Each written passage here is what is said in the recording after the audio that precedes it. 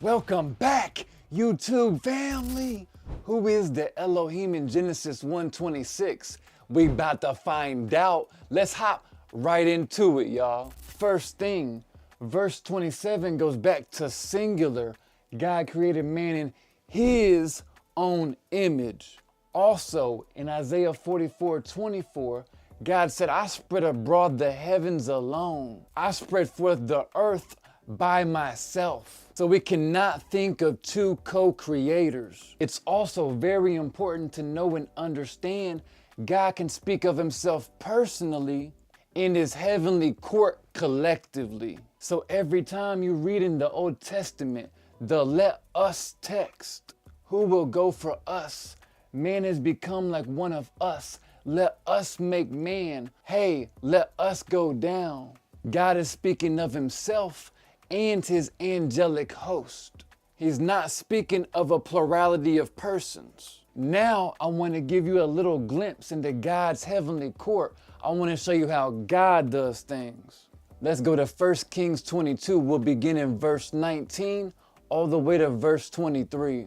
And Micaiah said, Therefore hear the word of the Lord. I saw the Lord sitting on his throne, and all the host of heaven standing by him on his right and on his left.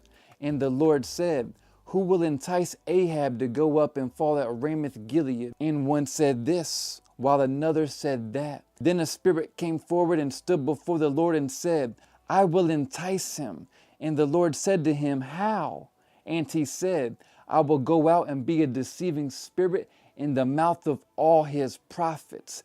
Then he said, You are to entice him and also prevail. Go and do so. Now therefore, behold, the Lord has put a deceiving spirit in the mouth of all these your prophets, and the Lord has proclaimed disaster against you. Do you see God's connection with speaking to his angels to do certain things on the earth? To back this up even more, let's go to Job chapter 1, verse 6. Now there was a day when the sons of God came to present themselves before the Lord, and Satan also came among them. So the sons of God are who? The angels. And Satan came to what? Their heavenly court. Why though? To test Job, and God gave him permission. So that is the us in Genesis 1:26, 1 Kings 22, and now in Job. Now let's dissect what Elohim really means. First, we see Elohim in this verse linked with a singular verb. A singular verb is used when one person or object is performing an action. So the reference is referring to what? A singular God. That's a bar. If you try to use that to mean plurality, well, it's the false gods that were spoken of Elohim with a plural verb. So when Elohim is used for the true God, it's singular using a singular verb. And when Elohim is used for the false gods, it's plural using a plural verb. Again, a quick recap. The us is speaking of the heavenly court.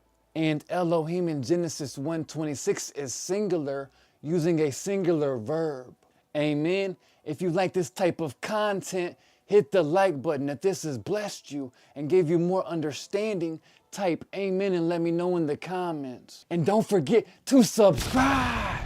Join this YouTube family, y'all. Hit that notification bell so you won't miss a video. And have a blessed and amazing day. Shalom, shalom.